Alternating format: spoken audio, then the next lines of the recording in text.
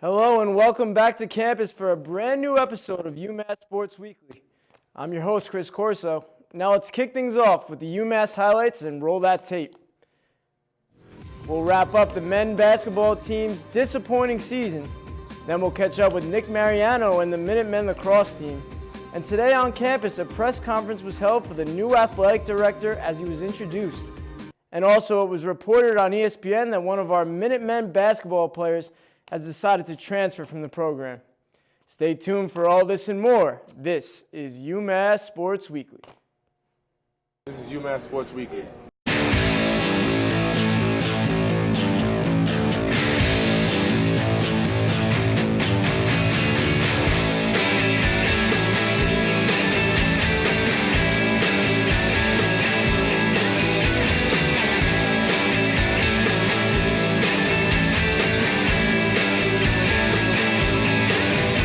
Welcome back.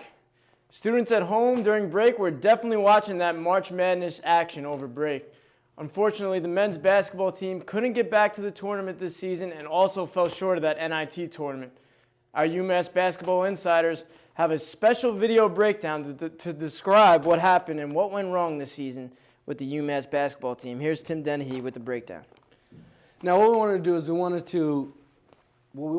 we wanted to compare last year's team with this year's team. So this is footage from last year's game against St. Louis.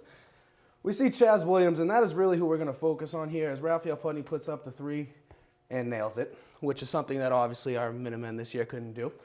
But as we slow it down, we're going to take a look.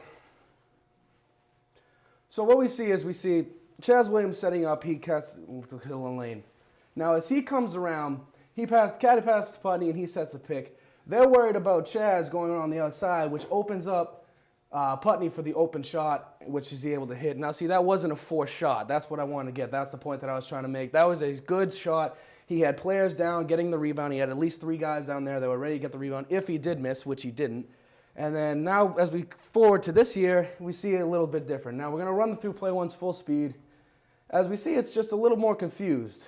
They don't really know what they're doing. And then right there's a double screen that is not what you want to see. And then Maxey tries to make something happen, and he passes out to the freshman Dante Clark, who forces up the shot with 15 seconds. Now, as we slow things down, let's see what happened. As we see, we're trying to set something up here.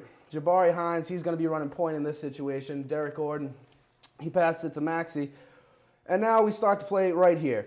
There's a double screen right here, which really should not be taking place. One or the other should be taking the screen. Jabari's looking for Caddy, but he can't find him, so he has to pass it out to Maxey, who's going to pop.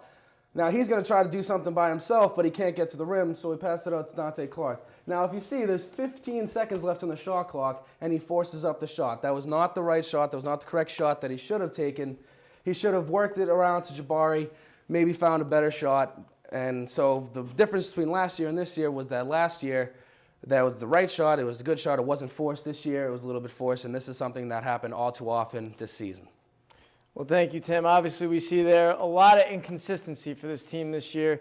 Just not the same without Chaz at the point and running the show. Absolutely not. Definitely not the same thing going on. Obviously, we have less experienced players, and one of those main key components, Derrick Gordon, will not be joining the team for next season. We found out today that UMass guard Derrick Gordon, the first openly gay player in NCAA Division I men's basketball history, told Jeff Goodman of ESPN today that he has decided to transfer to another school for his final season in college. Gordon says that his decision was not based on his sexuality. A quote from him, "I appreciate everything that the coaches and my teammates have done for me," Gordon said. "As far as me leaving, it has absolutely nothing to do with my sexuality. In fact, everyone could not have been more supportive with my situation." So now we're going to go to one of our basketball insiders, and that's Joey Saade. Joey, what are your initial thoughts on this decision for Gordon? Well, Chris, initially I think it's a surprising decision to not only the basketball program, but for the guys covering the beat and just the on-campus students. We didn't know where this was coming from. I know the team is coming off, obviously, a disappointing season. Gordon's not coming off a bad year. He had his regular averages. He averaged 10 points, 5 rebounds, 3 assists. He was the starting shooting guard for 32 games in the year like he was last year. You assume that he was going to get that position next year. I'm not sure where his decision came from. I'm not sure, was he happy with the way this program was moving into? Like I mentioned, the program itself coming off a bad year. Was he not excited with his role? Was it a locker room issue? We're not sure. I'm not sure if we're going to figure that out exactly. He said it had nothing to do with his sexuality or the way he was treated. He just wanted to go out there, find a new role for himself, find a better position where he might get more playing time. Well, Joe, we see that we lost Caddy Lane, we lost Maxi Esho. That's 2 starters right there. Now you lose Gordon. What does this mean for the Minutemen team?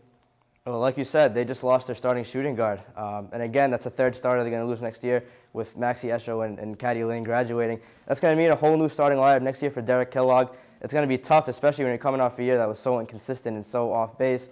You're going to have to find a new shooting guard. I think Dante Clark, who was a freshman this year, he's probably your best bet at starting shooting guard. You're still going to have Trey Davis probably at the point guard. You're still going to have Jabari Hines most likely coming off the bench, backing up Trey Davis. Dante Clark put up reasonable stats, just like Derrick Gordon. He put up 9.5 points, 3 rebounds, 2 assists. He looks like your starting shooting guard next year. But again, it's about filling out those next 3 starting spots. It's a new team. Does Derrick Kellogg have a guy coming in from a transfer? Does he have a guy he's going to recruit that's going to fill that shooting guard? Does he go look for big men? It's a completely different question now as Derrick Gordon now decides to call it quits at UMass. Well, Derrick Gordon certainly has killed that starting lineup right there.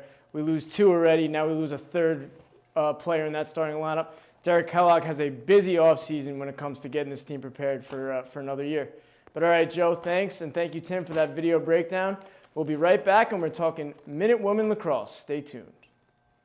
On Tuesday, UMass welcomed its new athletic director, Ryan Bamford.